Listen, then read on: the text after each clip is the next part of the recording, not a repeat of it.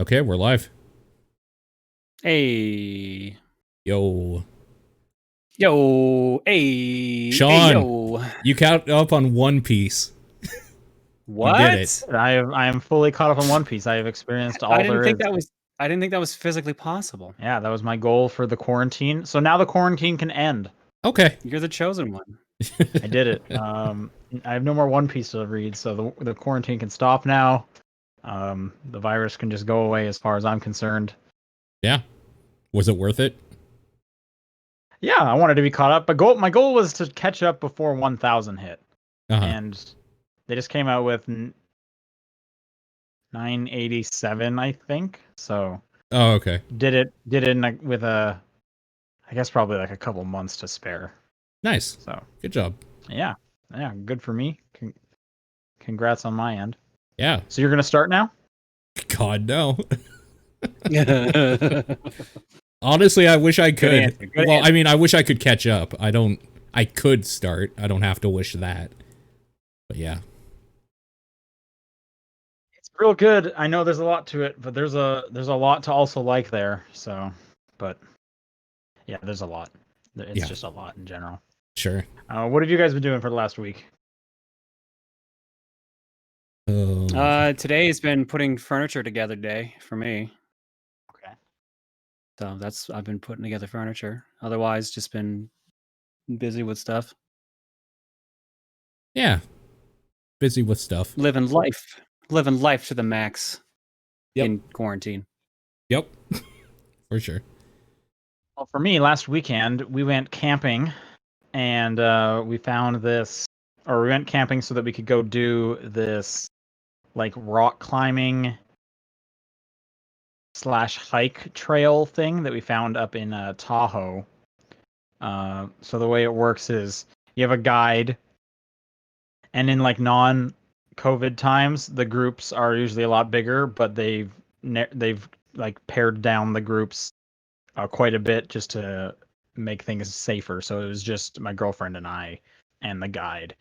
And you're basically on a bit of a hike. The hike, I want to say it's probably like 70-30 to climbing versus hike. So you do a bit of hiking, but then you come across all these like cliff edges. I shouldn't say cliff. That's making them seem a lot bigger than they are. A lot of these like big rocks that have um, like a cable kind of like drilled into them. So, but the cable's out like a few inches. So there's like hooks every few feet, and the cable goes along the hooks down the rock, and then you can clip in and just climb up the rock. And you don't really like need the cable for the most part. There are sometimes you definitely need some to like hang on to the cable.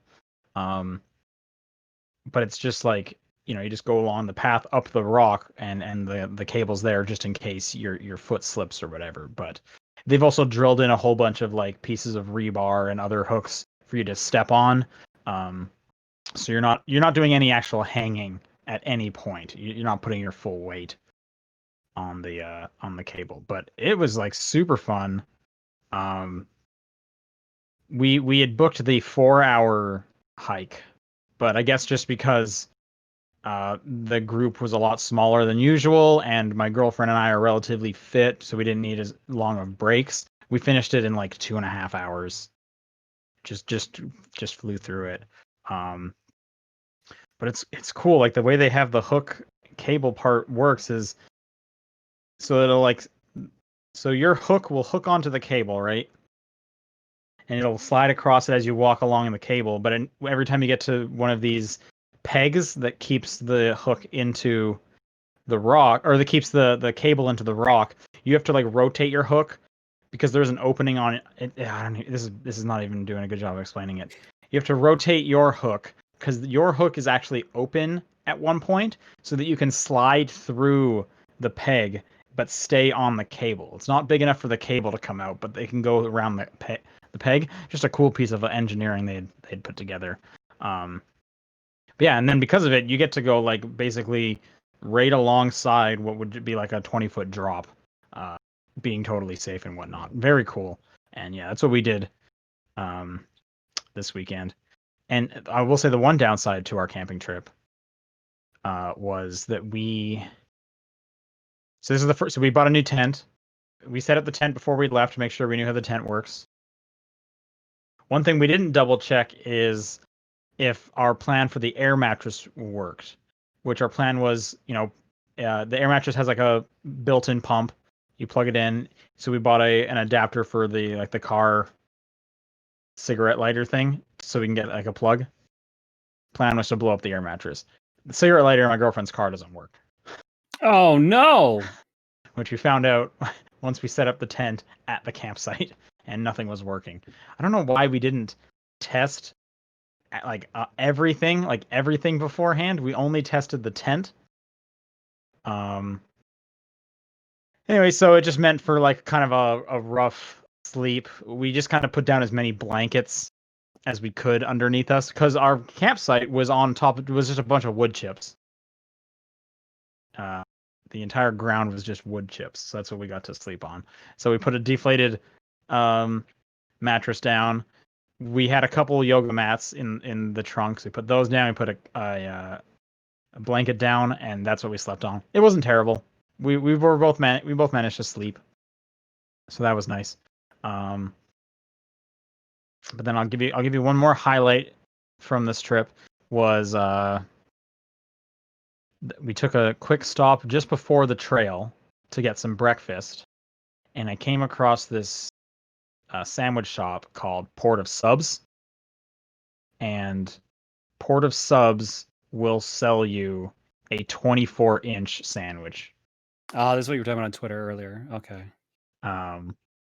Which was just fantastic. Holy smokes. I was stoked for that. Because that basically was my breakfast and then my lunch on the trails. I brought another foot-long sub up there. Yeah, when the lady was like, what size do you want? And she like pointed at the size picture and I saw 24. I was like, I gotta go 24. Like, there's no way I'm not going 24-inch sub. That was perfect. I loved that. So yeah, that was my weekend. Other than that, American Pickle's an okay movie, and that's out on HBO Max with Seth American Rogen. Pickle? Yeah, it's Paul, you're muted. Okay, I hate it. I hated that movie. You hated American Pickle? Yeah, I really fucking How hate were it. you able to watch it? Like, is it on a streaming service for you? It's on Crave in Canada. Okay, Crave. Okay, I was just curious because I know you guys don't have HBO in the same way we do down here. No. Crave is HBO up here. They have the license to do all the HBO stuff. I see. Okay, what did you hate about American Pickle? I feel like that movie's like, what is there to hate? It's just nothing about it is good. It's just like this weird like, oh, things were better in the past, but not really sort of thing. And it's Seth Rogen talking to himself, like literally. Yeah. He plays both the characters. It's like an Eddie Murphy Norbit situation. It's like a Norbit, yeah. Yes, that pinnacle of cinematography. I never not saying saw that movie's Norbit. any good, but I mean, I like Seth Rogen enough.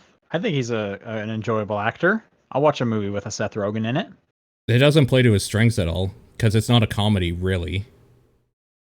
Okay, well, I think it is a comedy. I also would say Seth Rogen's strengths are being high. Yeah, that's true. He might have been high while writing it. I'll give you that. He was probably. Did he write it? I think so. Maybe? I don't actually know. Maybe it's at. I didn't look into it. Yeah, I didn't really look into it either. I kind of just forgot it existed after watching it. I'm trying to think. Yeah, John, the premise is an old guy moves to America, he works at a pickle factory as someone who killed rats. I've seen the trailer for this, yes. Yeah, and then he falls into a big barrel of pickles and gets like pickled. sealed in there. No. So he gets pickled. Actually, that part was pretty funny when they explained the science behind it. That was a good joke, and everyone's like, "Oh, okay, yeah." Yeah. I like that was that okay. part. Anyway, I would recommend it if you have nothing else to watch, which it's summer 2020. There's nothing out to watch. Yeah. So, yeah. True. There's a Netflix movie coming out that I'm looking forward to with Jamie Foxx. I can't remember the name of it right now, but that's my movie for this weekend. Okay, cool. Anyway. All right, well, if nothing else from you guys, we should start the podcast. It's what is it? It is August 13th. This is the Top Down Perspective, and I'm Sean Booker. I'm Paul Fleck. I'm John Wheeler. And John, why don't you tell us about the delightful game Golf Story? I've been playing Golf Story on game clearing for this month, so going through that blind, and that has been interesting. Okay. I love that game. It's been all right. Yeah, the story's been fun. It took me a bit to kind of get used to the golf because it didn't play quite like Mario Golf, which was what I was more expecting. It's a bit looser than that, but it's been fun so far. I think that game is very funny. I like the writing. Big grindy at times. It's taken a bit to get going, but yeah, it's been enjoyable. Cool. Where are you in it? It's been a while since I even played it. I think we're close to the halfway point because the last thing we did was oh yeah, we just had roast dinner. Coach just tried to make dinner. Okay, yeah, I don't. It's been too long. There's a haunted part. We've already fought a skeleton army. Okay. Trying to think what else. I remember the very end shot was enjoyable, and there's a beach area that's okay. Oh, the second area is like a prehistoric area, right? With with cavemen and stuff. I hope that second game is written as well as the first game. Yeah, sports story. I'm curious how that's actually going to be. But yeah, no, it's been all right. Golfing's fine in it once you get used to it. It's a bit grindy at times because there's so many missions you can do, but I guess a lot of them are optional because they're only for money and experience. I'm about to start the big tournament otherwise. Yeah, and that's all I've been playing because I'm just doing Picross otherwise, and I've been putting stuff together. And Nice. Paul, nothing on your end? No, nothing worth talking about. All right, I played a few games. The first being the Touryst. Mm-hmm. Game Pass game, right? This is a Game Pass game. It came out earlier on like Switch. Yeah, I believe. It's like a puzzle platformer, 3D puzzle platformer. I think I hate this game. Yeah, nothing about this from what I saw of it looked any interesting to me, really. So you play a tourist just going around to these different islands. You need to find your way into the monument that's on each island so that you can do some little puzzle solving to get a what do you even get? Some kind of orb or something? I don't know. You finish the monument, you need to finish 4 monuments for the end of the game. I didn't beat the game. But it's basically like an adventure game for the first half before you get into that monument. So you're walking around the islands, talking to people, figuring out, okay, what do I need to talk to you? Oh, if I'm going to talk to the soccer guy, I need to be dressed up with a soccer shirt. If I'm going to do the surfing competition, I need to get swim trunks. Something like that. So there's an adventure game aspect to it. You get into the monument, you do some puzzle solving. I think I hate every puzzle in the game. I feel like this game is the loop is just how much tedium can you withstand. It is an exercise in muscling your way through tedious gameplay, and what I mean by that is all the puzzles are super easy to figure out, like, oh, I know exactly what I need to do. But the act of doing them is so slow paced and just takes so long or has so many steps that it's boring. So then you end up being like, okay, I think I could maybe like skip some of this if I, double jump over this thing and tried to shortcut my way around, which will usually lead to you dying. So you have to do it over and over again, which makes it more frustrating. Mm-hmm. So that's what it comes down to is you can do it slow and steady, which is not any fun, or you can try and get through it quickly because you're not having fun. But then if you die, you have to just keep doing it over and over again. There's an area where it's like a mine shaft, and you have to slowly descend the mine shaft, and it's super easy if you spend the time of like, okay, I'm going to put down my rope, climb down the rope to see where the next drop is, climb back up the rope, go to where that platform is going to be, lower my rope, then climb down the rope, drop to where the platform is. Or you could just put down your rope and just kind of hope you can make the double jump and just keep doing that much faster. But if you fall, you have to start the whole thing over again. that's pretty much a good example of what this whole game is. It's just a lot of, yeah, this is pretty easy if I want to just go through it in a mind-numbingly slow pace. So yeah, I didn't really enjoy the Tourist. It is on Game Pass. The achievements are super easy, so maybe it has that going for it, but I can't recommend that game. On a much more interesting note, though, I am playing a new Apple Arcade game called Game of Thrones: Tale of Crows. And I'm not really a Game of Thrones guy. I didn't watch the show, but the art style grabbed me initially. It's like this kind of watercolor polygonal model set that you're looking at of, I guess the premise of the game is you are the first generation of the Night Watch at the Wall. And then it plays very similarly to all those phone games that were by 3-minute games, Lifeline, Lifeline 2. What was the other ones? I think one. Do I have any of those still on my phone? Flatline was one of them. Infinity. Anyway, Whiteout. They were those games by 3-minute games were designed. They were really well designed for the phone. They were. It was like a text adventure, you talking to someone, but it took place in real time. So you would send a message, and then you would have to wait for the person on the other end. It's just the game messaging you back. And what was really cool is, you'd get a push notification on your phone, and you could even like respond to them through the push notification, which was really cool. You can't like respond to the push notification here. It's not designed to be very super focused like that. But it is a scenario where the game will be like, hey, there is nothing else for you to do here. You have to wait for the raven you sent off to the group to come back before you can, make another text choice entry and send it in. So there's kind of two aspects to it. One, you're making decisions and talking to people that is happening right now at the wall. And then another one is you are sending out different parties of your men to do various jobs on the outside of the wall. So you're sending out ravens to them, and you're waiting for the raven to come back with their latest status update, and you're sending you're making a decision and sending another raven out and stuff like that. So it has branching paths based on which kind of generals you're putting at the top of each task. But it just looks I just love the presentation of it. It looks super good. It's just really nicely designed. So it doesn't even really matter that it's a Game of Thrones thing.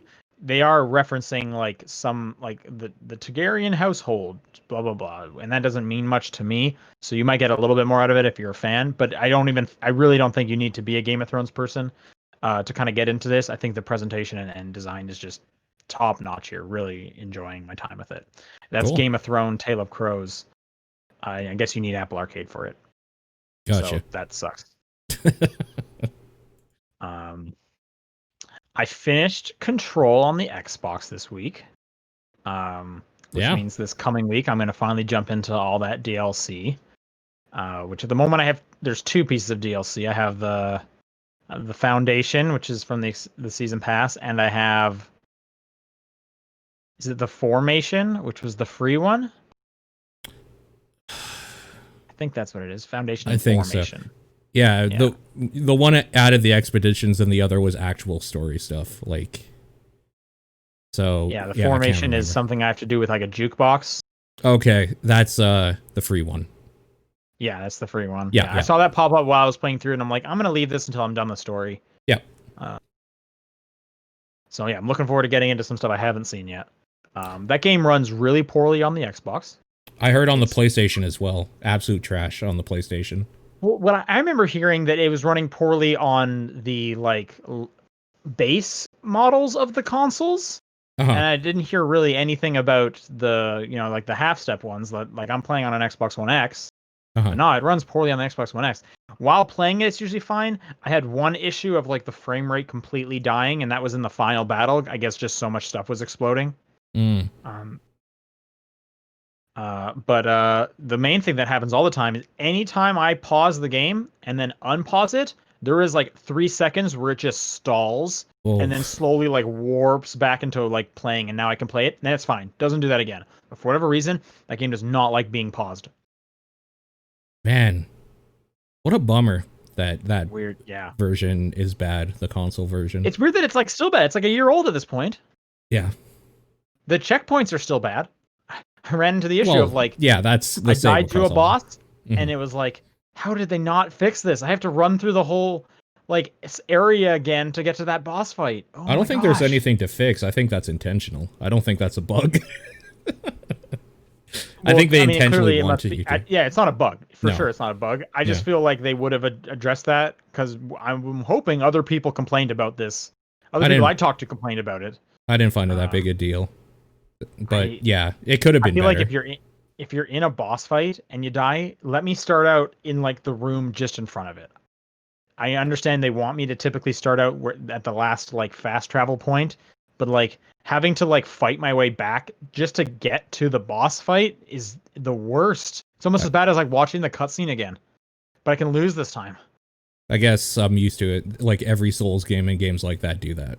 That's not a new thing at all. So yeah, I don't. It's frustrating. Anyway, though, I finished through it. I actually had an easier time than when I first played through it. That's kind of surprising because you have gone on record. You don't usually go back and replay games. I like Control that much. That's interesting. A good game. It's very good. Yeah, getting excited for that new DLC.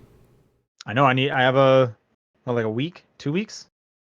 Yeah, the one DLC is the actual story DLC is like maybe a night or two. Like it's not long. It's good though. So looking forward to that for sure. I've also been watching, playing, reading Blazeball. Yeah. I was telling Paul about this beforehand. John, have you looked into Blazeball? No. Is this a spin-off of Basketball or whatever from that Matt Stone Trey Parker movie? I don't think so. This is a text thing that is based on fake baseball that happens on the internet. You should go to blazeball.com. I already got Paul interested. John, you should check it out. You should just kind of like check out that website. This is actually by the developers of an Apple Arcade game I talked about a few months ago called Where Cards Fall. That was all right. I kind of liked the presentation more than the game itself. But anyways, Blazeball is kind of compressed, condensed baseball with some like weird fan interaction possibilities that can happen. So every week is a season with the playoffs happening on the weekend. And then for each day, every hour on the hour, all the games happen at once. So you can kind of just watch whatever team you're favoring. I favored home team Canadian, the Canada Moist Talkers. I did as well. Yeah, that's a good team name. Gotta rep my Canadian boys. Do either of you have the website up? Can you read any of the other team names? I can read you all of the team names if you want. Yeah, go for it. Lay them on me. All right, so in the Good League, we have the Lawful Good side of the which is kind of like the divisions.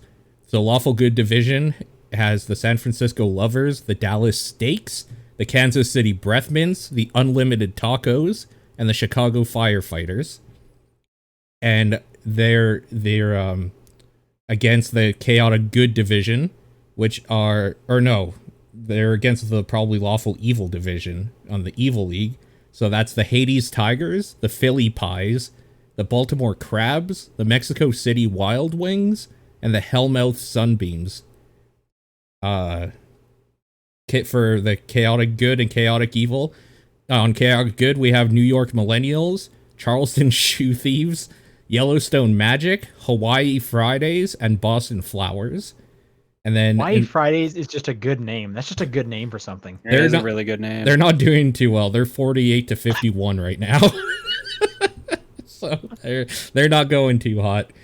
And then I guess I say we, but I mean me and Sean currently, under the Chaotic Evil division. The Canada Moist Talkers is at the top, 53-46, so that's pretty good. Boys! There's also the Breckenridge Jazz Hands, the Houston Spies, the Seattle Garages, and the Miami Dale.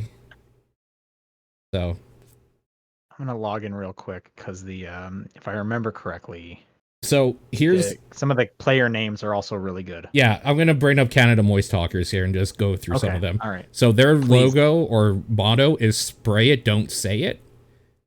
Their top player currently at 5 stars is Polka Dot Patterson, who has a base evolution, has a coffee style of heavy foam, and has a 67 fate, whatever the fuck that means. Also, his current vibe is far less than ideal. Important to a lot of this, and a lot of the people following this have no idea what any of this stuff means. His current vibe is far less than ideal, so he's not doing too well. That's not good. No, that's a bad vibe. I would not want that vibe. But Simon Haley on the Canada Moist Hawkers is most excellent for his current vibe. So that's a better vibe. That's a better vibe.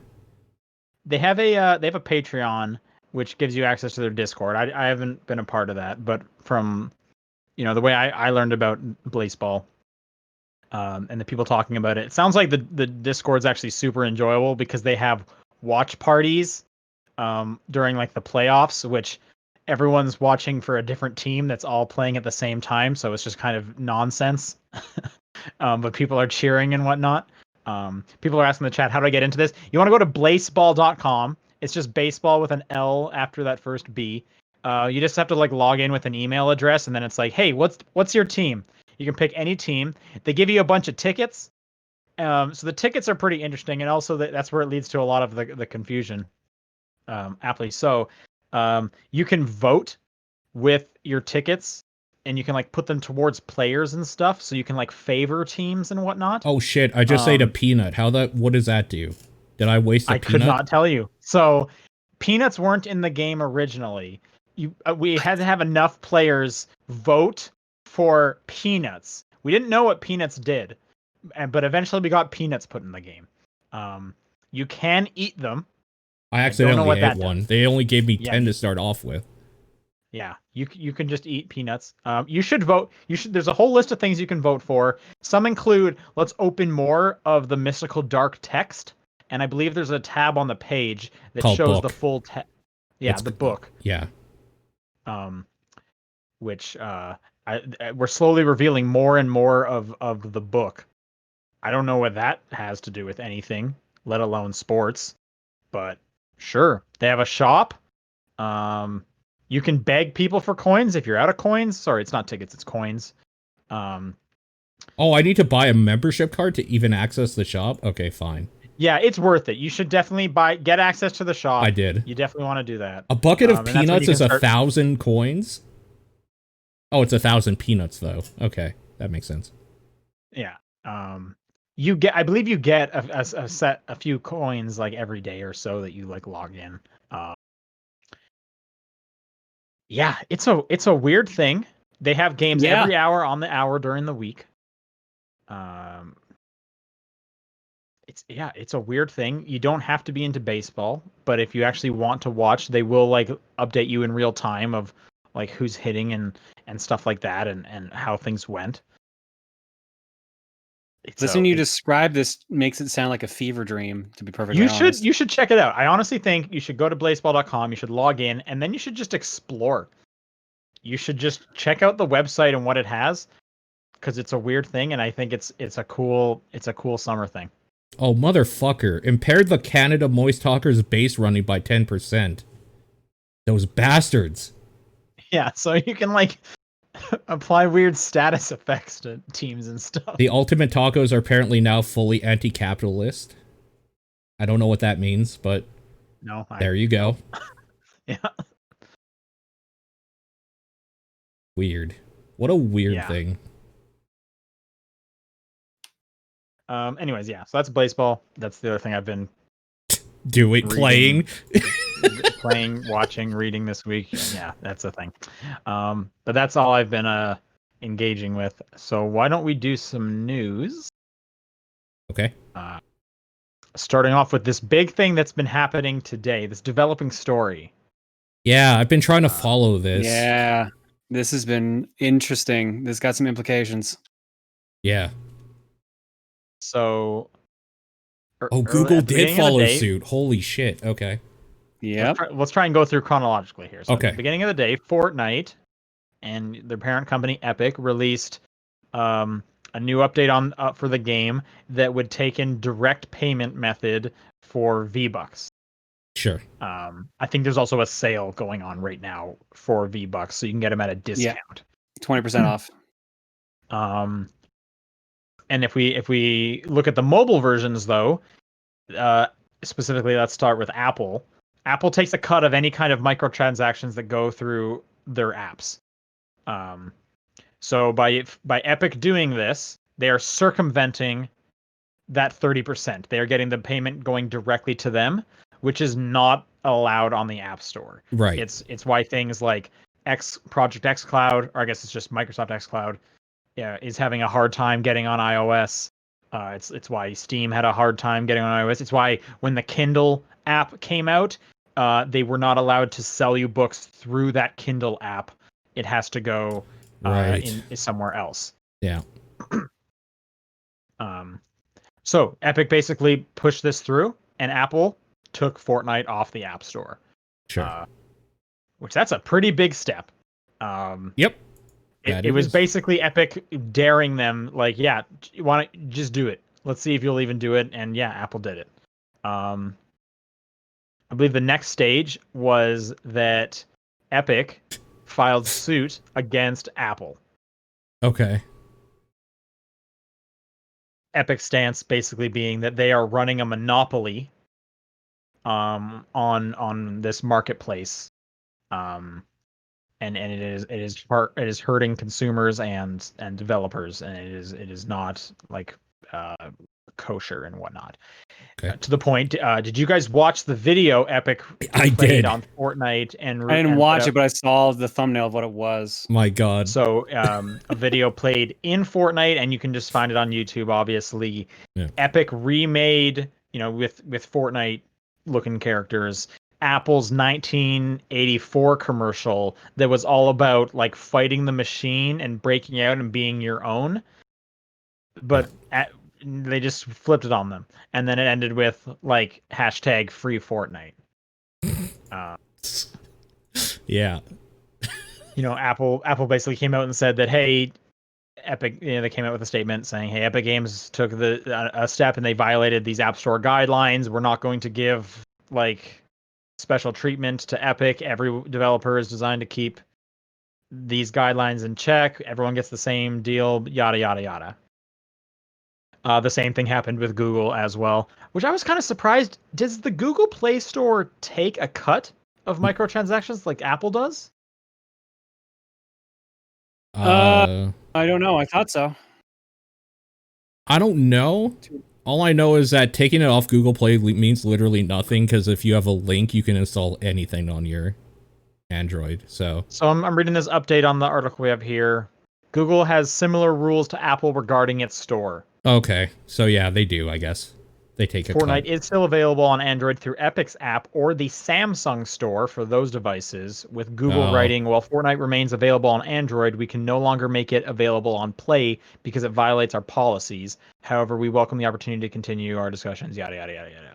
Yeah. So I guess they must take some kind of cut, and that's not okay. So Epic is filing a complaint for injunctive relief against Google now as well. This is just interesting. Honestly, this is super interesting. I want to see where this goes. Yeah.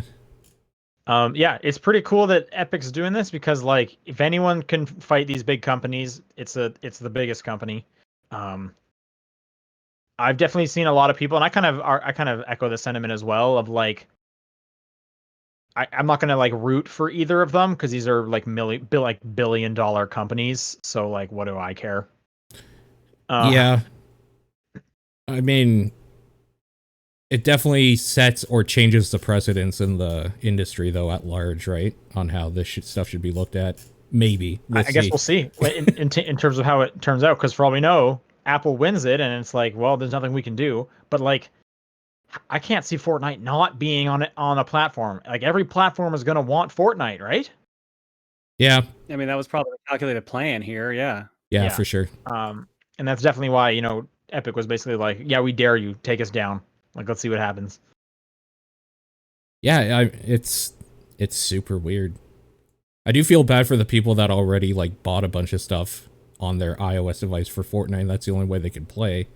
But I saw someone tweet. Hang on, let me get the exact words of the tweet. Epic will maintain version 13.4 for iOS users who have it downloaded, but they will not be able to update or access the new Battle Pass due to it being pulled from the App Store. So yeah, if you have already downloaded Fortnite on your phone, you can still get it. Like I don't have it installed on my phone, but I could download it. Right. I just can't access any of their new features going forward. Right. I'm also surprised to hear that game would connect to the internet at all, because I feel like for most games, if you don't download the latest version, you have to play offline. That's how it works on the consoles, at least. Yeah, we'll have to see what goes on. Epic's kind of known for like fighting this stuff. They said that Steam's like 30% cut makes no sense, and they're going to do a 12% cut. Yep. All that kind of stuff going forward.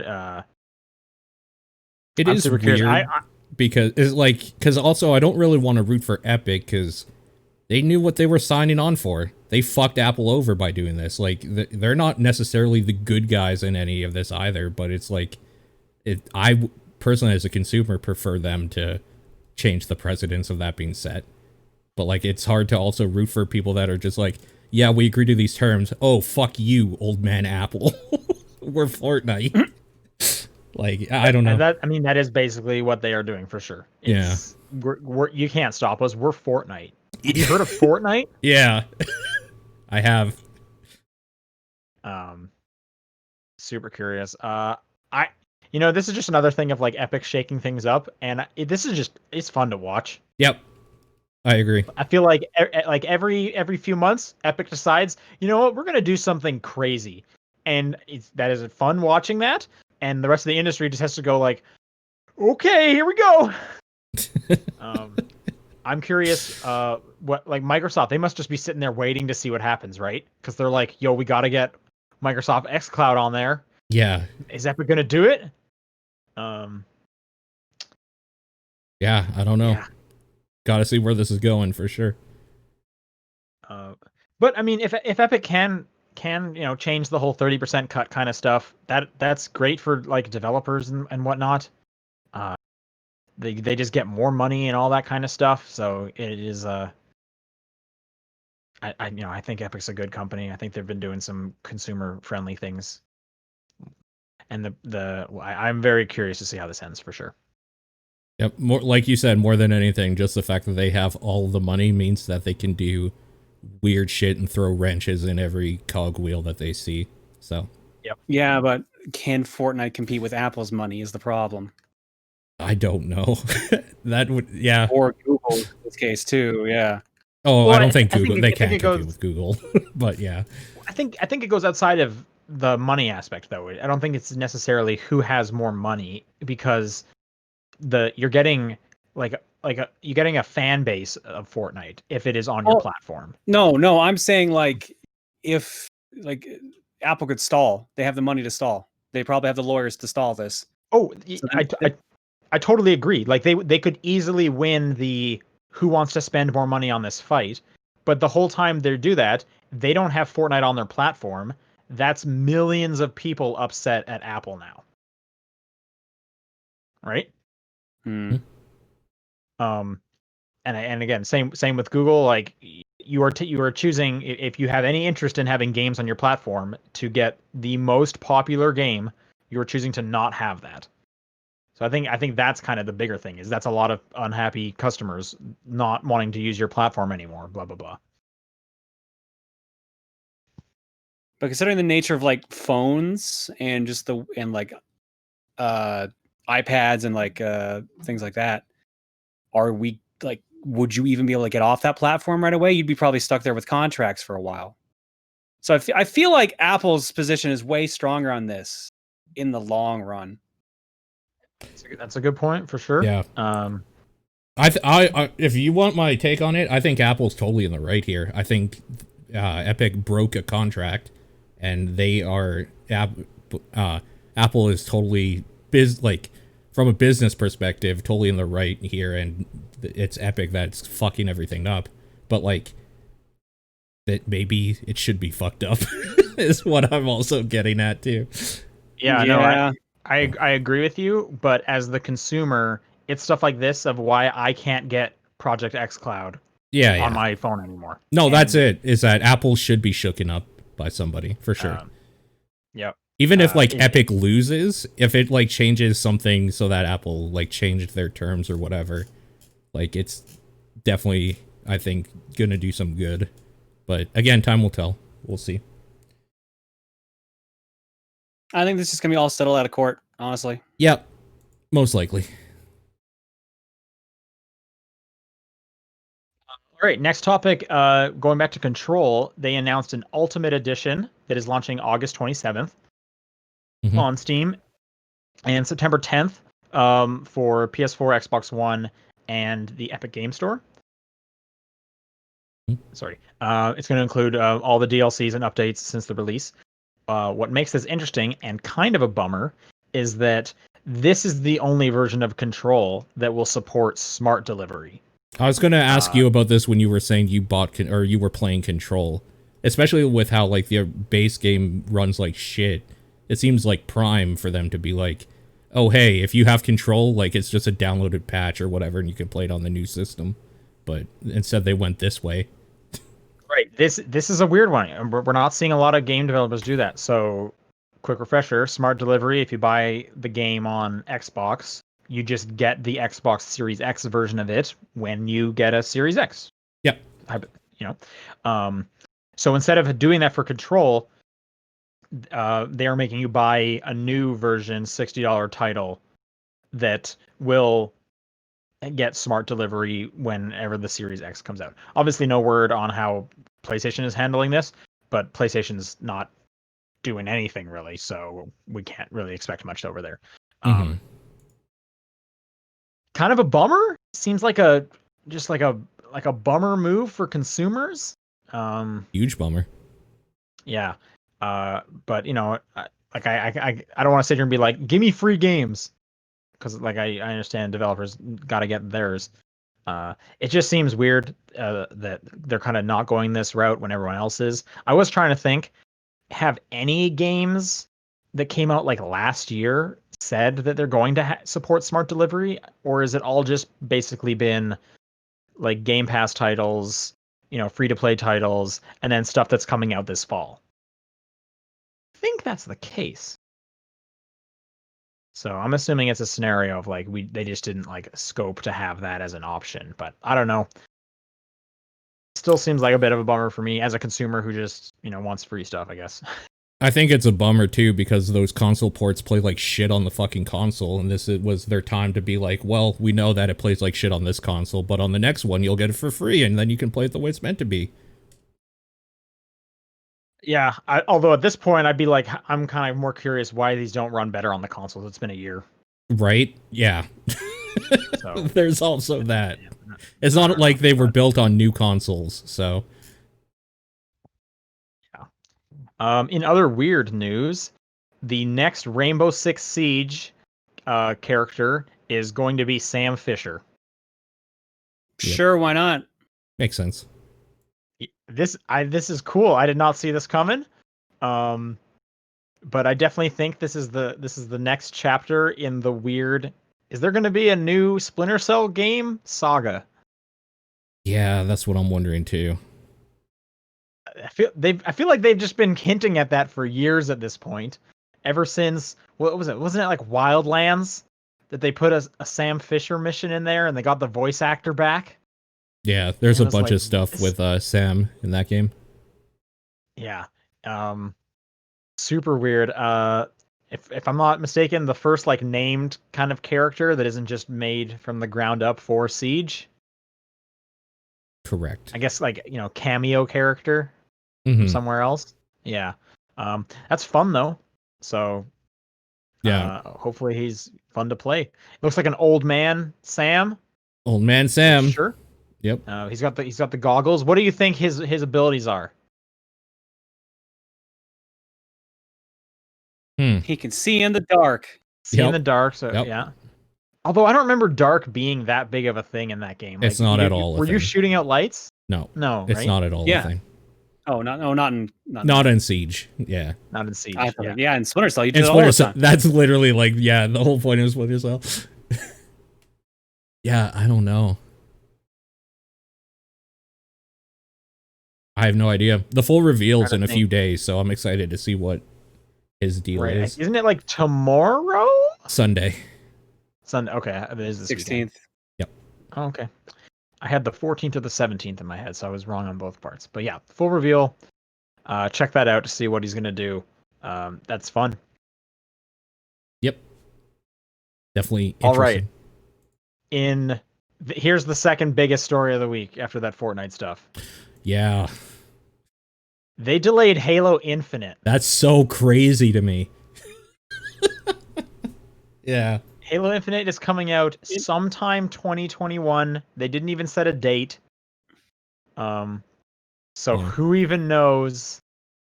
But like, yeesh. Am I right? That's hard. That sucks for their launch. That really does. Yeah, that's really hard. Because I'll ask you this question: What do they have for their launch? What are the new games? Can you answer me that, John? No, because really, that was kind of the one they were pushing. Like, not even Setsuna 2 is going to be. Like, is Setsuna 2 even going to be on there? The first-party titles that Microsoft has at launch is the console port of Gears Tactics. Oof. That's it. That is the only thing that is, quote, new. Is technically not out yet. That is a first-party title. That's not a good launch, man. That's hard. Yeah, I'm sure they were trying everything to get this thing out. So actually, Phil Spencer came on to Animal Talking recently. I just love I love every time I'm seeing news stories where the genesis of them is that they were talking to Gary Whitta on Animal Talking. Anyways, Phil Spencer was on Animal Talking and he talked about this because he was asked about it, and he basically said, you know, it was a big discussion. They even thought about like breaking up the game into pieces to get it out for the launch. Yeah. What do you guys think about that strategy? No, don't. God, no. I'm not the right person to ask about this because everything that they're releasing is on PC, so I'm not behind this thing anyway. Yeah. So then they basically just didn't go with that. They pushed it to next year. Yeah. Again, no real date, which is probably just so that they didn't have to risk pushing it again, kind of like when Cyberpunk pushed it and then had to make another push. Yeah. My assumption is it also has to deal with some of the backlash on that presentation because everyone was like shitting all over the visuals of that game. Yeah, maybe. I don't know. I didn't think the game looked that bad, but everyone just kind of blew up on Twitter about it. I thought it just kind of looked like Halo. Like, I don't know what I guess I wasn't expecting a whole lot, but it's apparently other people were. Did you see that one like face? That one brute's face? That was the like meme picture going around. I didn't know. Let me see if I can find this for you real quick. Man, what a bummer though. Like, I'm sure there were so many calls and stuff where people were just heavy sighs were going around and like, oh fuck, what are we gonna do, guys? I mean, they can't really help it. The world kind of put a kibosh on everything this year, so. Yeah, like the Twitch chat as well, just so other people can check it out. All right, I'm gonna take a look at it.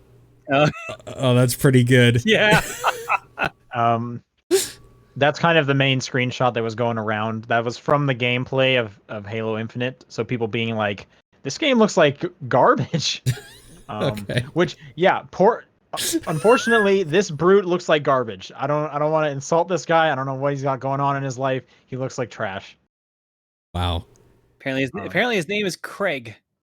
Oh, he looks like a Craig. He does look kind of like a Craig. He has a Forbes article. Oh no. Boy, they really are just looking for shit to write about these days, aren't they? Wow. Yeah. They did also mention, COVID definitely impacted a lot of the stuff.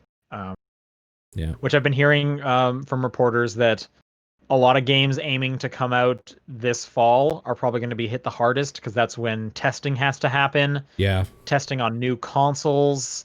and now people have to kind of do some of the craziest work remotely. I don't even know how you do that with new consoles. Like, are you gonna send new console dev kits to random people's houses? Like, that sounds ridiculous.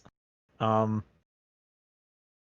I don't know, man. But anyway, yeah. So this has definitely made me think, like why do you get an Xbox this fall?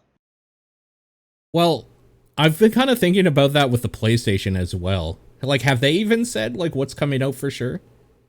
PlayStation has Astrobot as a packing game, which it is Right. a packing game, but who knows the scope of it. But if it's another Astrobot, like, that's got me really excited. That first Astrobot is fantastic. Okay, that's not a system seller, but yeah, that's nice. That's okay. The Spider-Man is they have said is this year.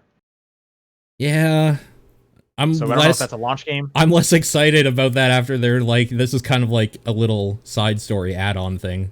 But yeah, that's a thing. Well, they said basically it's like a lost legacy. So it's probably like, an 8 to 10 hour thing as opposed to like a 20-hour thing. I'm excited about that as well. Yeah, I don't think there's a system seller for me this year. For either of them, for sure. But like, I don't know. Like, looking at the launch lineups, and the minute Xbox announced this, they came out there kind of swinging. We're gonna have thousands of games at launch. Look at Game Pass. Hey, have you guys heard of Game Pass? Look at all these games coming to Game Pass. Which, I don't blame them. That they should definitely ring that bell. But I got a console that can play Game Pass just fine. Yeah. Not to like jump ahead too much here, but in November, new system coming out. Maybe now they're like, you know what? Cyberpunk 2077, play it the way it's meant to be played. Full HD, 4K, on your TV, using Xbox. Maybe they pivot now. For sure, they're going to say that. They've been saying that about every third-party game. You look at Assassin's Creed, they say, hey, you want to play this? You want the best playing version of Assassin's Creed? You got to play that on Xbox. Yeah. They've been going out there saying, hey, we got the strongest console yet again. But that's fine. But that's also like, that's not going to make me get Xbox or make me get PlayStation. I could do it either way. You know what I mean? Yep. For sure. If we're breaking this down to like semantics of like a launch lineup, I'm pretty sure the only thing Series X has is a console port of Gears Tactics, which is, that game's only good for about 8 hours, and then it gets really bad. Well, it just doesn't change, really. Yeah. Yeah. So I just don't know. I don't know. But like, all console launch lineups are usually like pretty terrible, right? They're usually pretty not great. Yeah. Yeah. Yeah. There's like one standout title, and that's about it. I think the number of times we have gotten like a really great title at launch is very few and far between. Like, what are we looking at? Breath of the Wild, that was fantastic as a launch title. Okay. Yeah. Original Halo. Okay. Smash Bros. Melee. Is that a launch title? Pretty much. It was launch window. Okay, hang on. Launch window. If we're going day and date, I'm pretty sure it was Luigi's Mansion, which is okay. If we're going day and day, then it's Luigi's Mansion. The Wii had Twilight Princess. The Wii U had New Super Mario Bros. U and Wii Land. What was the Wii Land thing? Nintendo Land. Nintendo Land. Yeah. Remember Nintendo Land? That's a cool game, man. Like, that's actually pretty fun. It's the problem is that you need people to play with. You need a Wii U. You need people to play with. Yeah. How come that game's not on Switch? That's what I'm saying. Where's my Switch port of Nintendo Land, Nintendo? They still have other things they need to port yet. True. The 3DS had Street Fighter. Was it Street Fighter 4? Yeah, it did. And Bubble Bobble. And and Steel Diver? Steel Diver, yeah. And a Pilot Wings game, right? Wasn't that also launched? Pilot Wings Resort, yep. So that was bad. N64 had Mario 64. Mario 64. PlayStation 1 had Tekken, which was a big deal. And Ridge Racer. I'm trying to think, what did I buy with it? What did the Xbox One and the PS4 have? Xbox One had Crimson Dragon, which is bad. No, they had Dead Rising 3 and Rise Son of Rome. Those were their two big ones. Okay. I mean, they did also have Crimson Dragon. I'm just saying. They also did have Crimson Dragon. Yes. Dead Rising 3. Okay, Dead Rising 3 was okay. PS4 had Killzone Shadowfall. And Resogun. Was that even launched? I think that was. It did because it was a PlayStation Plus title that had Resogun. So I was gonna say Sean was wrong, but now I'm starting to think maybe he was right. Also, Dead Rising is not a console exclusive to Xbox, was it? It was at the time. Oh, okay. Yeah, at the time it was.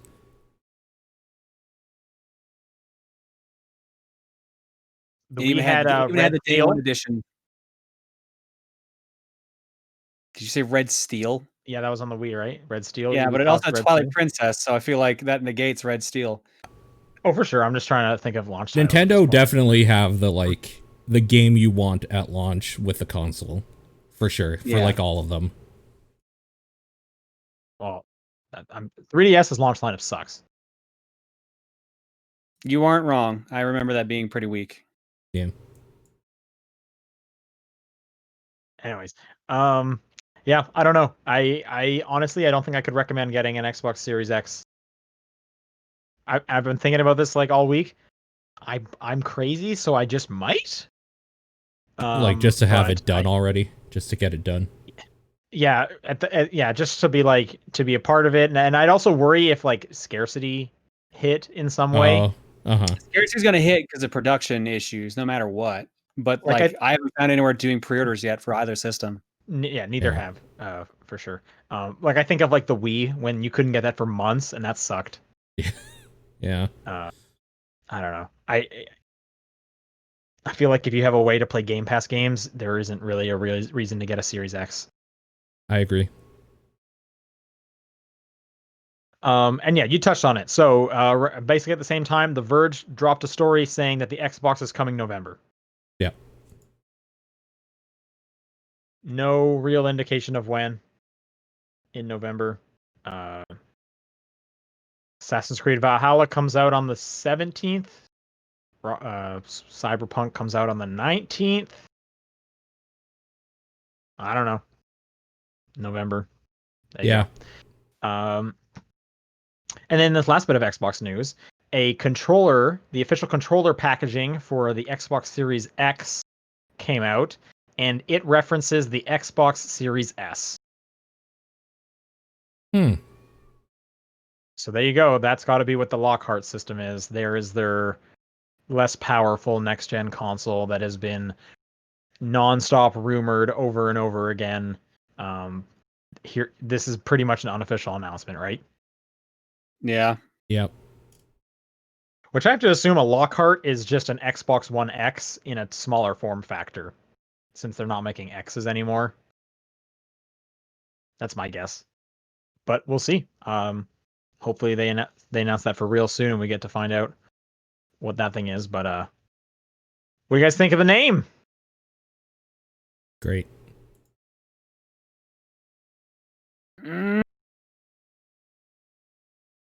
Okay. This launch is going to be probably the weakest launch any consoles have had. Like just probably even both PS4 or PS5 and Xbox X. For sure. Xbox has thousands of games. That's what they keep saying. Well, they have the backwards compatibility. Their backwards compatibility is like unparalleled at this point. Like this, they're doing better than Nintendo in that aspect. Yeah. But yeah. Yeah, I don't know, man. All right, in further I don't know man news, Rocksteady announced through just a tweet and a picture of Superman, hey, we're making a Suicide Squad game. Sure. Why not? Yep. I'll tell you why not. That movie sucks. It's not based off the movie, though. It's based off the comics. You asked me for a reason why you should not make a Suicide Squad game, and I'm telling you, that might be one of the worst movies I've ever seen. Yes, that movie completely negates any other thing that they have done. That's it. It's just gone now. You wanted a reason? I'm just throwing out a reason. I thought it was kind of weird that they just dropped this in like a single tweet, no video or anything, when they've been working on this thing for like 6 years in secret or whatever it's been. You know what I mean? Yeah, no, the way that this was announced is ridiculous. It's been like so long. Like, what's Rocksteady's next thing? What are they doing? They made Batman. What are they gonna do next? Oh, hey, we're gonna make a Suicide Squad game. Okay, bye. It came with a date too for when there's gonna be more info, the DC fandom, which tells me it probably wasn't their decision to do it this way. But yeah, we will get more news about the Suicide Squad game at the DC fandom. You guys excited for your favorite DC centric online convention? am I? As a dude who watched Shazam in the last month, yes. Shazam is a good movie. That version of Shazam is really good. And John, you sound sarcastic, so I'm going to ask you, name 3 better DC-centric online press conferences. Wait, 3? Yeah. If he Why wants to be so smug about how bad the DC fandom is, I want 3 better press conferences that are DC-centric and online focused. That are DC-centric. I don't even care about DC this much. What I'm hearing is this is the number 1. Sure. What I'm hearing is if you're a DC fan, Dome, this is the best place to get DC-centric news in an online way. Agreed. So they're doing you a favor, is what I'm hearing. Okay, I guess so. You got me there. Superman looks like he's a bad guy, so as a Suicide Squad, you probably have to fight Superman. Yeah, that's like the whole point, right? The Suicide Squad are the anti-heroes. Of course, Superman be a bad guy to them. I guess, but they're bad guys that are helping good guys out because they're being forced to, right? Yeah. Did you even watch the movie? I did. Me, no. This is why you don't know anything about the Suicide Squad. I unfortunately did watch that movie. I will say though that Harley Quinn cartoon is great. Yeah, I hear that from everybody. I need to check it out. Yeah. Someone mentioned RDC as another online focused area to get DC content. That's one. I'm waiting for 2 more. Paul, I think you put this last one in here. I did. There's a lot. John, all right. Oh yeah, we just talked about this before you came online. Oh yeah, okay. Yeah, Brian Lee O'Malley is teasing that something Scott Pilgrim game related is going to be coming up because they said that Ubisoft has contacted them again. Yep. I've been seeing like Anamanaguchi and people like constantly talking about that game because it's like the 10-year anniversary, I think. 10-year anniversary of Scott Pilgrim in general, yeah. Yeah. Okay. Or the movie, rather, in general. Which would tie up with the game. Yes, that's right, the movie. Maybe that game's coming back. I don't know. Yeah, because Brian Lee O'Malley and Anamanaguchi have been tweeting about I Am 8-Bit, wanting to get I Am 8-Bit to re-release it, because they've released a couple games in the past on different formats, like NES and stuff. So there could be a re-release on the way in some way, shape, or form. I hope so. Not accept 4chan as another option for the DC thing. But thank you for submitting it. Do you guys want to do questions? Let's do questions. All right, topdownperspective@gmail.com is the email address. The Twitter account is @TDP Podcast. There's a Discord channel and John's P.O. Box if you want to send us stuff. Paul, would you like to do some episode names? I would love to do episode names, Sean. All right, so from June 18th... I don't think there was going to be a butt there. There's no butts anywhere. Not anymore. June 18th. Throne Controllers is 2 days long. And I'm pretty sure this is when we were talking about every conference or every expo now being a week long and being online or whatever. And to compensate, we have to stretch everything out. So Throne Controllers now has to be 2 days long or something like this. I'm pretty sure my immediate response was just screaming no. That makes sense to me. PAX is 10. You can do 2. Right. Exactly. Convention with like thousands of people putting it on and then like 4 dudes doing 20% of it. All right, context. Talking about how PAX is doing an online event that lasts 9 days. John was asked if he would go to a regular PAX if it was a 9-day event. That sprung from that conversation. I'll count that as a win for us. Okay, the 25th of June. It's people like you that make me hate everything. This could be about anything. Yeah, Yeah. and anyone could have said this, Yep. but I feel like Paul probably said this. Yeah, that sounds like me. Yeah. I don't think know about Paul what said though. I'm sure it was to Sean. So, that. Whoa. all right, let's see. That was one time, man. I don't know. Context. That's not an intermission. Talking about the Pokemon MOBA, Sean said he would give it a try. Paul said he hated Sean's ilk because he doesn't like people who diss something and then try it out later with the skin of something they like. Sean defended himself on that. I barely remember that conversation, but sure. Yep. Wow, yeah. July 2nd. Are you guys having fun with video games anymore? That's definitely me. I definitely said yeah, that. that sounds like John. Yeah. What were we talking? I think we were would've- talking about I would have been Last of Us. annoyed with Last of Us 2, I think. This sounds like Last of Us, yeah. Yeah. Context. John asked this after Sean complained about Pokemon Cafe Mix and Paul complained about The Last of Us 2. Close enough. Okay, July 9th. Hashtag Best Bob for Paul. This is SpongeBob episodes. Yep. 100%. Context. Hashtag Sean started to get SpongeBob recommendations. July 16th. Bullshit episodes.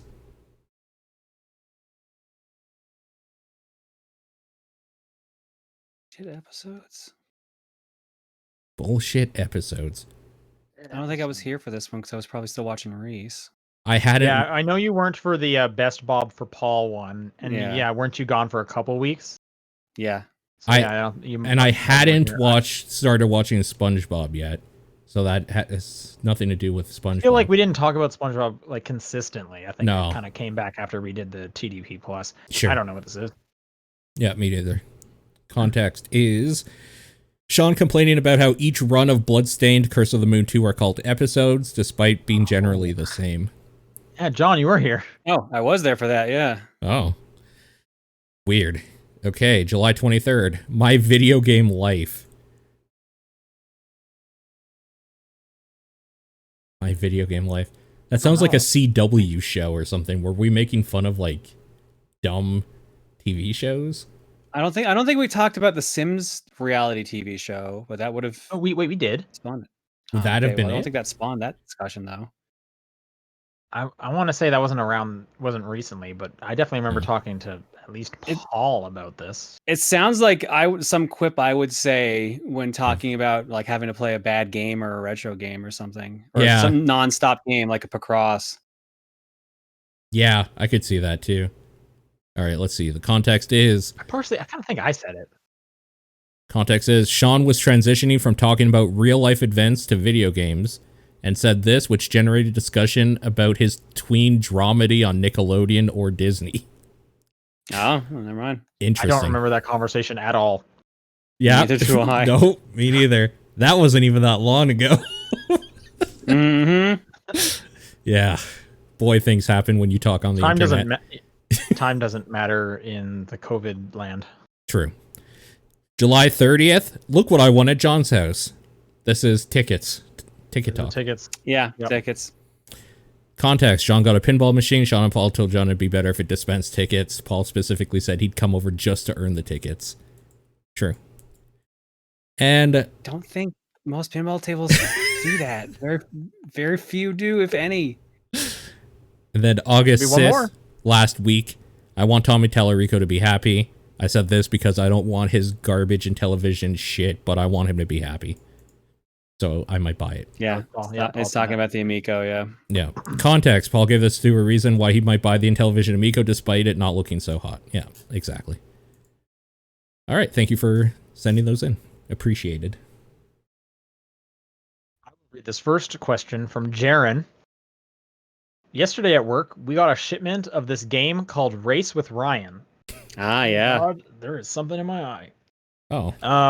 No one at work had ever heard of the game. Turns out the game is a cash grab kart racer featuring a kid YouTuber named Yeah. Ryan. Okay. Yeah, he reviews toys. It's a kid YouTuber that reviews toys. He's That huge. got me thinking, Yeah. if a game company reached out to you to make a cash grab shovelware video game featuring you, what would the game be like? I am going to go fix my eye and I will be back. Okay. It's on Pacross. Mine be a clicker. Just click. Mine be Pacross game. And like, I don't care where you At the click. very least, you still get Picross. Just click really fast all the time. That's it. I don't care where it is on the screen. It doesn't track anything. You click and You that's just it. click. A number will go up, but like it might not even. I know. No. It's a cash grab. It can't even have that. It can't even have like that functionality. It literally has to just be like you click on it and it says like good, but it doesn't. Nothing ever goes up and nothing changes. That's how it has to work. That's how people what people think, anyways, until they find the secret true meaning behind everything. But I'll never tell what that is. You're gonna have to buy it to figure it out for yourself. All right, so while he's gone to go fix his eye, I'll read. Rasterman7 said in the recent Crash 4 gameplay trailer, they announced what they call inverted mode, where a level can be replayed but with a twist. Time slows down or goes quicker. There's water physics, path in front of Crash isn't completely visible, and so on. Think of them similarly to what some Mario Galaxy levels have. That said, what are some unconventional games where adding such a mode could actually work, varying it accordingly? I mean, Yooka-Laylee and the Impossible Layer did this. Literally did this. Yep. And it worked very good. Every stage had an altered version. Yeah. Yep. Sean, now that you're back, I didn't know how long it would be, so I just moved on. What would your video game cash grab be?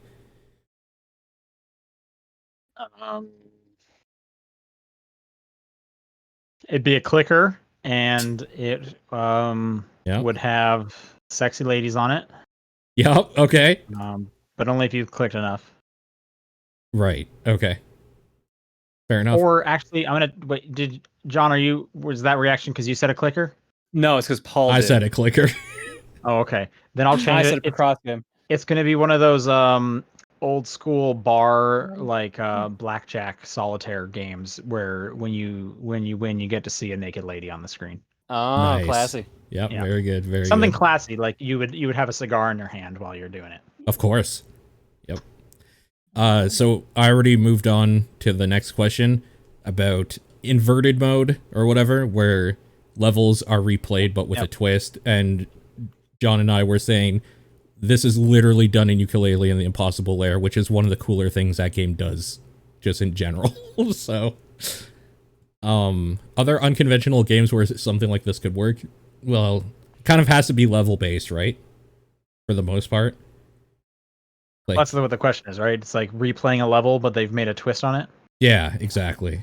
So, most platformers, you could do something like this in some way. Does it count like Dead Cells has the like the boss coin kind of stuff? The BC runs, 1 BC, 2 BC, those ones? Or just makes the runs like significantly harder? Yeah.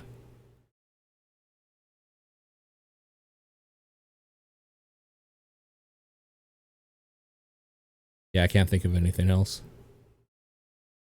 So the cat's going crazy in the background there. Should we move on then? Yeah.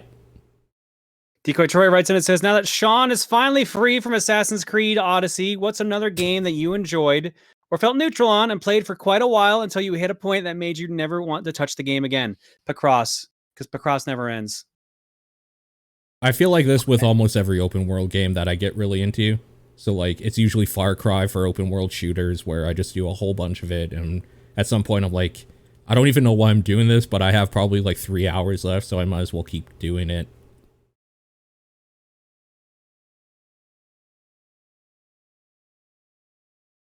Sean? I can't think of many games where I'm like, I never want to touch that again, that I also enjoyed at some point.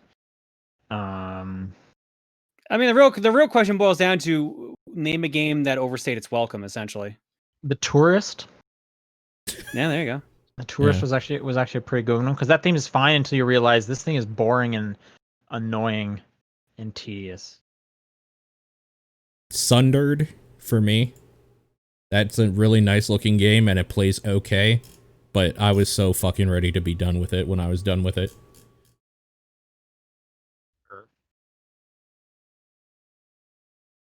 I'm playing a bit of Darksiders Genesis. I'm kind of starting to feel that already with that game. That game's very samey. Yeah.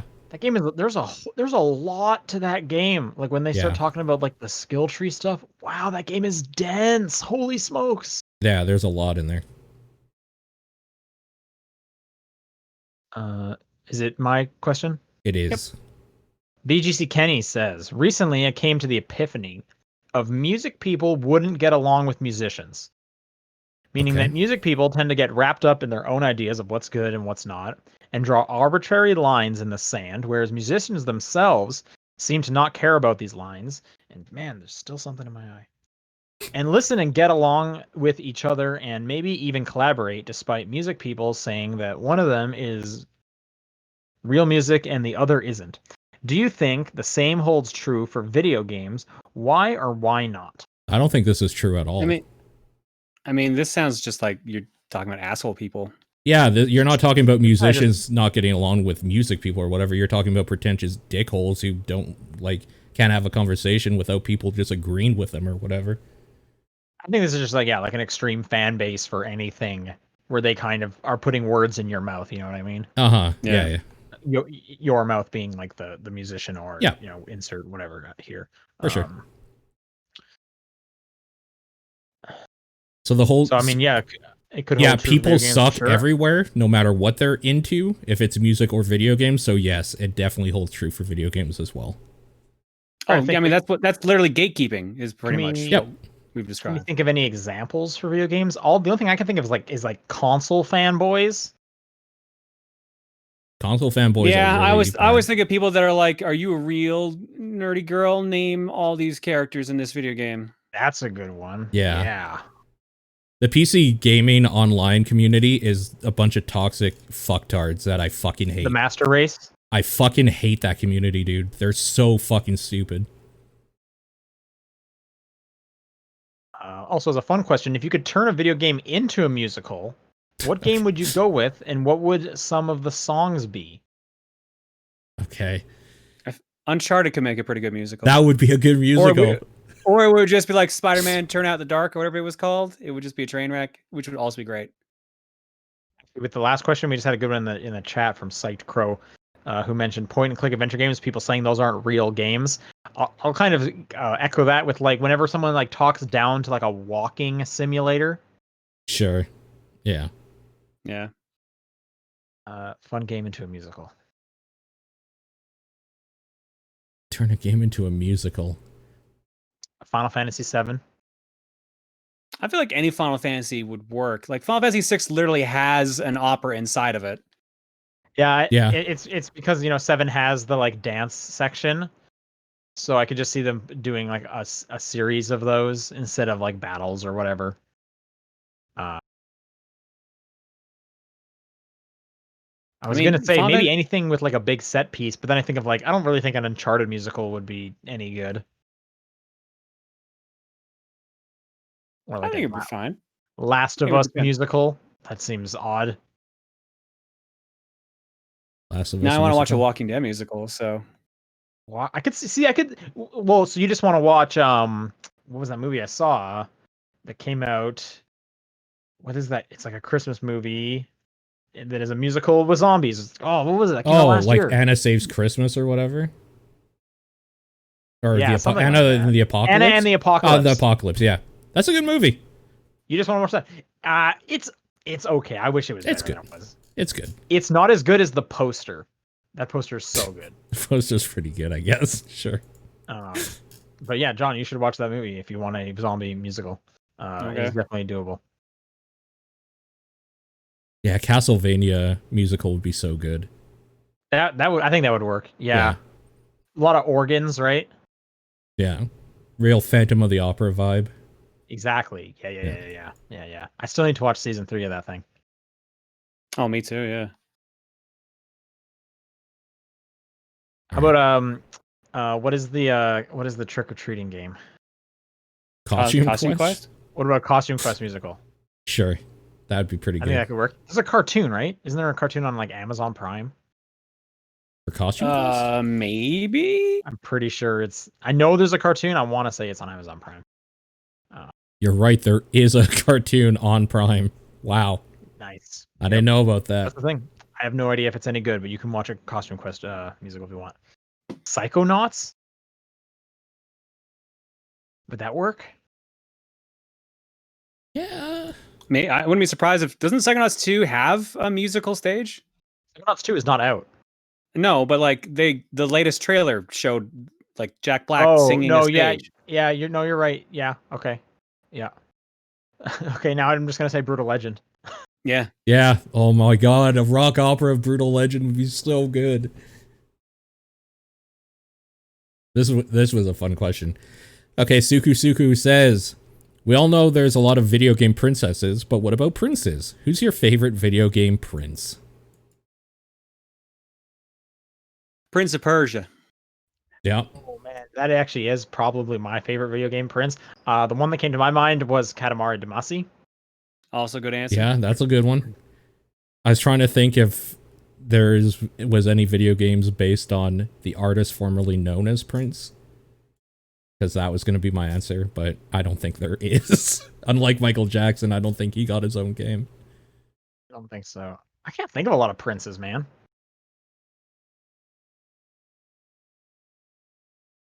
There aren't that many No, compared to princesses. for sure. In the chat, we got Melissa here saying Fire Emblem. A lot of those characters are princes, actually. Yeah. So that Edgar actually and makes a lot of Steven from sense. Final Fantasy VI. Yeah, okay. See, we need some games where it's not like a princess damsel in distress, but it's a prince damsel in distress. Dame? No, what? No, Dave is still a woman. Yeah, I know. That's why I said, what's the male version of that? Dude, I think. You're telling me that the opposite of damsel is dude. No, the opposite of dame is dude. Okay, what's the opposite of damsel? Damned. Someone says duke? Is that right? I don't know. Oh, Arthas from Warcraft lore. The Lich King. Guy's dope. Okay, I'll take your word for it. Yeah. Lineback writes in and says, what's a game you've wanted to try out solely for the soundtrack and how it's incorporated into the game? Sayonara Wild Hearts. Yeah. Oh yeah, and Thumper. Thumper, yep. Thumper, interesting. See, Thumper is not really a soundtrack that I would like listen to on its own, but it is definitely effective in the game for sure. I can't think of many games where I heard the soundtrack first. Yeah, agreed. That's my problem. Got me excited about it. It's usually I probably played it like right away. Yeah. But if you know, I can think of some things where if I hadn't heard them or heard how they were, or I hadn't played them, I should say, and heard how they incorporated them. I think Ape Out incorporates the soundtrack really well. Yep. Yes. Sure. That's a good one. Yeah, I mean, someone says Cadence of Hyrule in the chat. That's a great soundtrack. I want to think more like unique ways they incorporate it, because I could just tell you a bunch of great soundtracks. Sure. But did you hear about, speaking of Ape Out a minute ago, did you hear about the vinyl re-release of the Ape Out soundtrack, which is literally just based on the creator of the game playing a run through of the game and then recording it for vinyl? I think that's hilarious and amazing. That's pretty great. I guess that's how you'd have to do it, because it's procedurally generated, right? Yeah. Yeah. That's great. Nier has a cool way they play with some of the soundtrack stuff. Automata, obviously. Mm-hmm. Mm-hmm. Yeah, it's very rare that I hear the song first and then want to play the game. It's usually the other way around.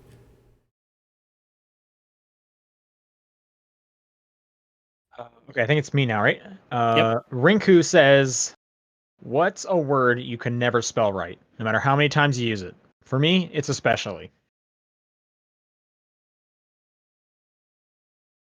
Rhythm is hard. Yeah, rhythm is weirdly hard. That's true. Rhythm's a hard one. Anything that starts with like psi, so like psychic, psychology, that one can mess me up a bit. Oh, weird. With the P there. Uh-huh. And then this one's just like, because I always forget, like, is it an O? Is it an A? Apocalypse. Okay. I always forget. Is it apocalypse? Is it apocalypse? I've noticed lately any word that has two double letters in it, like two L's and followed by like two R's or something like that, or the other way around, I'll always screw up. So like, There's a It double looks letter wrong. here. Which one is it? Yeah. Yeah, and then no matter which one you do, it looks wrong. I know, that's true. Yeah. No, I'll agree. hate that. Anyone that's C and S, so like recession Yes. or Yeah. recess, stuff like Yes. that, where it's like, wait, is it one C and two S's? Is it two of both? Those are hard for sure. Yeah.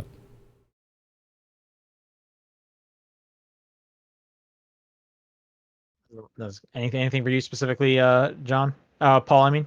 John gave us some. No, that one is a big one for me. I guess like I and E, because like it switches sometimes depending on the word. Sure. Yeah. Yeah. English is broken. Yeah, it needs a patch or two, for sure. Bug fixing. Bug snacks. I'm talking about bug snacks. Yeah. Okay. Lineback says, what's a game you keep forgetting you own despite the constant reminders, John? All of them. All of them. Keep forgetting I own despite the constant reminders. Constant reminders is weird because like who's giving me a constant reminder? So I guess the closest thing to me would be like I see it on my shelf. Right. Ni no Kuni 2. Okay. I probably see that game once every day or two, and I'm always like, I should play Ni no Kuni 2. I'm not gonna play Ni no Kuni 2. What am I, Johnny Free Time over here? Johnny Free Time. Oh. Yeah, this is hard because most of my games are on a list that when I'm looking for a game to play, I see in front of me. So fuck. And like I said, I make this mistake all the time because Cookie and also Right. all of this. So Right, yeah.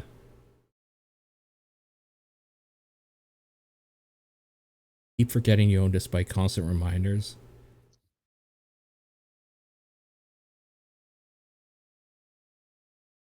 I don't know. I don't have an answer for this that's specific.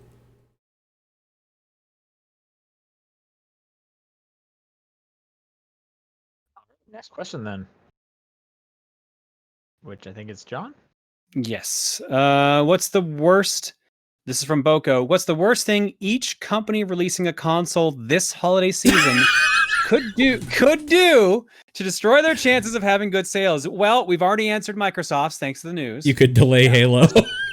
I also think we have to go like within reason, because if Sony was Okay. like, they sank half of Asia. I don't think that would affect their sales that much, frankly.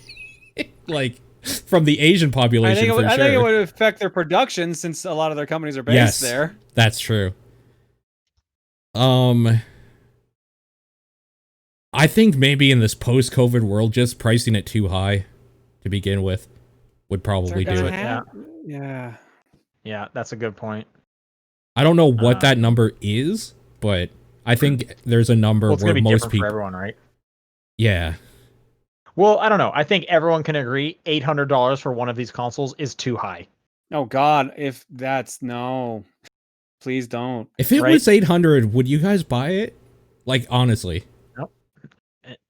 Or just No, wait I don't until. I don't think I could. I would have to I'd wait. Yeah. I would wait. Yeah, 800 is so much. That's so gross. What is the number that is too high, but you could be like, I can understand them asking that. To me, that number is 600. It's 600. You're right. Yeah. Over 600, I'm like, Yeah. you're crazy. Yeah. I agree. Man, I don't even think I could say 600 US and be happy with that. Like 600 Canadian, maybe. Yeah, that's So a good point. I'm saying 600 US. That's the number I could see. Dude, like with the Xbox One X is like 550, and I'm like, no, fuck no. Don't you have a 1X? Yes, but I paid significantly less for it. Yeah, I mean, yeah, I Yeah. paid like on mine like half price for sure. Yeah, that would be pretty bad. Yeah, I honestly getting rid of like the console exclusives was a big one for me Huge. with the Series X.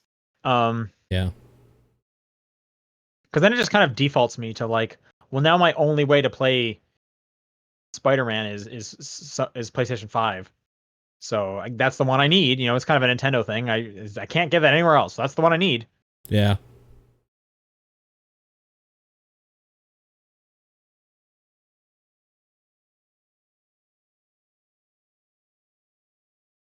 Yeah, if a system's $600, it's got to come with like 2 controllers and a game or something. Please. I remember when the PS3 came out, going Yeah, and I spent $599 US Here he dollars. goes again. I spent $800 on that trip because I got a couple of games and another controller, just being like, this feels bad. Like, this feels really bad. To be fair, having a game bundled in, that's super rare. It helps, I know yeah. Nowadays Yeah. exceptionally rare. PS5's doing it, but what was the last time anyone did that? Nintendo and the Wii U. Which one came with it? Nintendo Land. Nintendo Land. Oh, right, but only if you got the The 32, the deluxe one, yeah. Yeah. And 1-2 Switch should have been a pack-in. It should have. It really should have. Yep, you're right. That should have been a pack-in. That game sucks. But you can milk a cow. It would have been fine as a pack-in. That is true. Yeah. And again, outside of the Switch, like a console's not going with 2 controllers. No. That never happens. But with the Series X, you don't need it. You already got all these Xbox One controllers. That's like the one point I'll give Xbox this gen. It's like, all right, totally. Cool. All my controllers are forward compatible. Thank God. Yeah. And everyone's with the PS5. Everyone's like, yeah, they're good for PS4 games, and that's it. Fucking Sony, dude. Fucking weird. Sony. It's so weird. Microsoft just has such a like more consumer friendly look right now. Yeah, they do. I don't know. I think the only thing I can see that really hurts the sales would be the price, because I can't think of anything. Honestly, I can't think of anything Sony could do that would not make them still sell gangbusters because of how many people bought the PS4. Sure. Yeah, like they've got brand recognition. Yep, for sure. There was some survey a couple weeks ago, and they took like the top 10 brands that like millennials knew, or like a certain age group, and number 1 was Sony, and Xbox was like number 6, and Nintendo was like number 10 or something like that. Wow. Is this all gaming related? Because I'm surprised. No, it was just online in general. So like YouTube was up there, and like other things like that, Snapchat, etc. How was like iPhone and Apple not number 1 in like Fortnite? I'm surprised Sony was that high. I can see if I can find that picture. But yeah, it was something like that. All right, I think I'm next with Dedinsky here. Yep. Kind of a similar question. What's the most alienating game someone could make that you would still try playing unironically? Unironically is the hard word to get around here. Yeah. I found that, by the way. Remind me for later. Yeah, we'll touch on after this question. How about that? Yeah.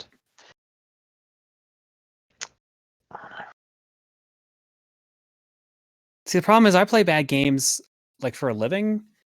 Yeah. So that bar is pretty fucking low. But bad being like poor quality, not like, because there's no way I would play Racist Simulator 2020. No, totally. Yeah, or like I was thinking like Hong Kong 97. Like, no, won't do that. Yeah. Yeah.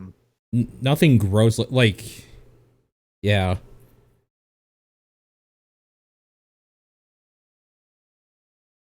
I mean, I've played Hungry Pumpkin, which is like literally like a flash game where you feed a pumpkin different foods. So that sounds delightful. That kind of sounds like a game I need right now. No, I think you're good. Someone says the Pokemon MOBA in the chat. That might be that, because I have no interest in MOBAs. But I mean, a lot of people are saying because of Tencent.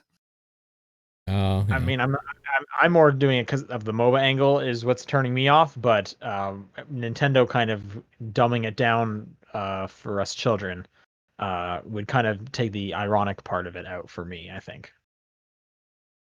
Yeah. I feel like this is a weird question because, like, as a younger white male, not a whole lot to me is, like, alienating or offensive. I won't play things that show rape or sexual misconduct or are racist blatantly.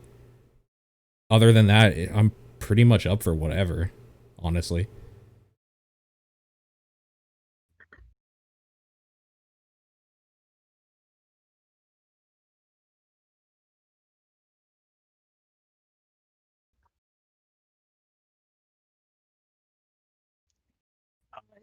If there's nothing else, why don't we look at that survey? Yeah. All right. So apparently this was from February of this year. Apparently,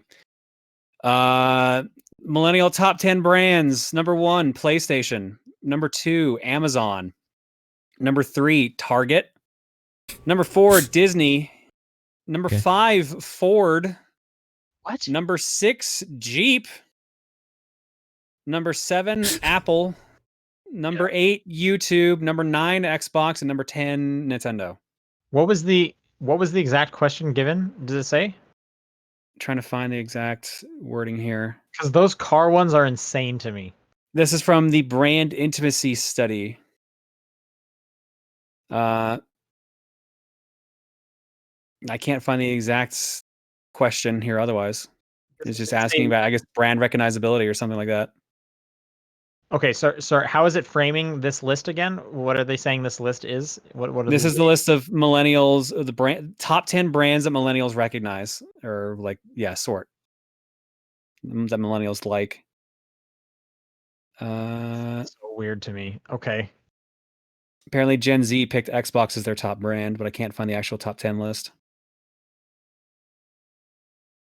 Okay. That makes no sense to me when you start talking about And that. and this is also US, by the way. This is US top 10 millennial brands. Sure. All right, Paul, you want to read this last question? Yeah, last question from Melissa Angel. If Capcom vs. SNK were to have a third game or collector's edition of 1 and 2, would you be interested in getting it if it were to happen? I would. I love those games. Absolutely. That sounds great. I probably wouldn't. Okay. If you want to send in a question next week, it's topdownperspective@gmail.com, at TDP Podcast on Twitter, the Discord channel, or John's P.O. Box. What's your game of the week? I guess Golf Story. Fall Guys? I'm actually gonna give it to Taylor Crows because that game is so interesting. Okay. Do you mind if I take a minute to plug something here quick? Yes. Not at all. You do mind? Okay, well, we'll see you next week. John said it. Just go for it. Go for it. No, now they don't get. Now everybody gets to write into John. No, that's it. I ruined it. I'm sorry. I ruined it. My bad. Couldn't help it. Earlier today, I spoke to one of the creators of Carrion, that game that came out recently, and that podcast is live now. If you go to thepixelresponse.com/podcast, it's the first one you'll see there. So if you were interested in hearing that dude talk about the game, and yes, I did ask him about what was going on with the weird bloody vagina icon at some point in there. Yeah, we had a 2-hour conversation earlier today, so that's up now. All about that icon? Nice. No, not about the icon specifically, but that was in there. So yeah, I did ask him why there wasn't a map, and he kind of grilled me about it. So that was interesting, because apparently Grilled you about it? Yeah, he went on this whole tirade of like, You knew the map. like you should be don't say why. You gotta leave them guessing, wanting more. Yeah, well, because I asked him about it, and apparently this is a thing that a lot of people have been talking to them about. So he had opinions about it, but yeah. Apparently the submission thread's going live tomorrow. Is that true? Yeah. I should do that, I guess. Is that right? Submission thread? We're organized as hell this week, okay. man. Oh, you're right. I'm glad you put this down. I probably would not have remembered. The submission thread is live tomorrow for TDP Plus people. If you are a top what is happening tonight? Patron, you can submit a game that will show up on the poll in the following week. So start thinking. We'll see you guys next week. Bye. Bye, everybody.